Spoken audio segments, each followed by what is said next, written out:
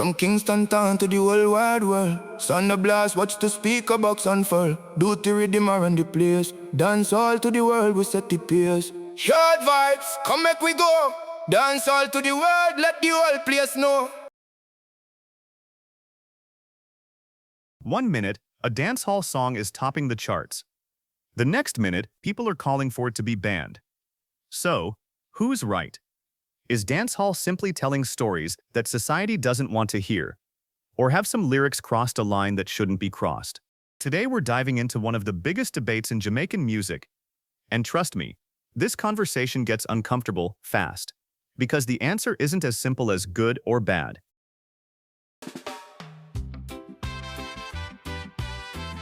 One minute, a dancehall song is topping the charts. Dancehall has never been polite. From the very beginning, it has been loud, rebellious, and unapologetic. If reggae was the wise elder giving life advice, dancehall was the younger cousin saying, "Mia go say exactly wes me feel." It reflects street life, celebration, politics, love, money, violence, everything. And that's exactly why people can't stop arguing about it. But before we point fingers at dancehall, let's ask a question nobody likes asking. Does music create behavior, or does it simply reflect behavior that already exists? That's where this debate starts getting interesting. Some critics argue that violent or explicit lyrics encourage bad behavior. They believe repeated messages influence young listeners. And to be fair, research has shown music can affect mood, identity, and emotions. So the concern isn't completely made up. But here's where things get complicated. Millions of people watch action movies, yet most don't walk outside pretending they're in an explosion every Tuesday. Exactly. Entertainment isn't always instruction.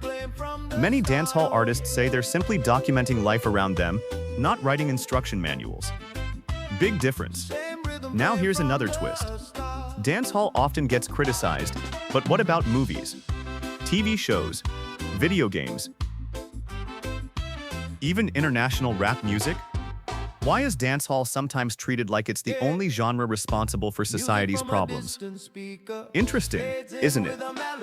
And speaking of responsibility, let's talk about artists. Should musicians be role models or storytellers? Some fans expect artists to inspire. Others say, "I didn't buy the album for parenting advice." Fair point. Artists create, parents teach, schools educate, communities influence. Maybe expecting one DJ to fix society is asking a little too much. But hold on. That doesn't mean artists have zero responsibility either. Words have power. Music reaches millions. A catchy chorus can stay in someone's head for years, long after they forget what they had for breakfast. So many artists today are finding creative ways to entertain without losing the energy that made dancehall famous. That's a challenge, but it's also an opportunity. Now let's look at the audience. Because listeners have more power than they think. Every stream, every download, every replay is basically saying, "We want more of this." The music industry follows attention.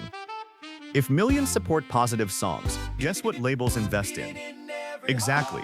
Consumers shape culture just as much as creators do. Here's something people often forget. Dancehall isn't one sound. It's not just party songs.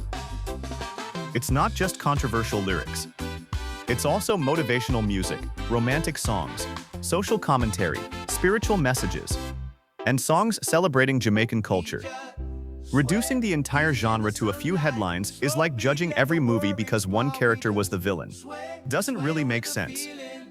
So, where is the line? Honestly, there probably isn't one universal answer. Different cultures, different families, different listeners will all draw that line in different places.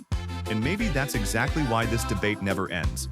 Because it's really a conversation about freedom, responsibility, art, and society itself. Not just dancehall. Respect the culture, question the conversation, and keep the vibes alive.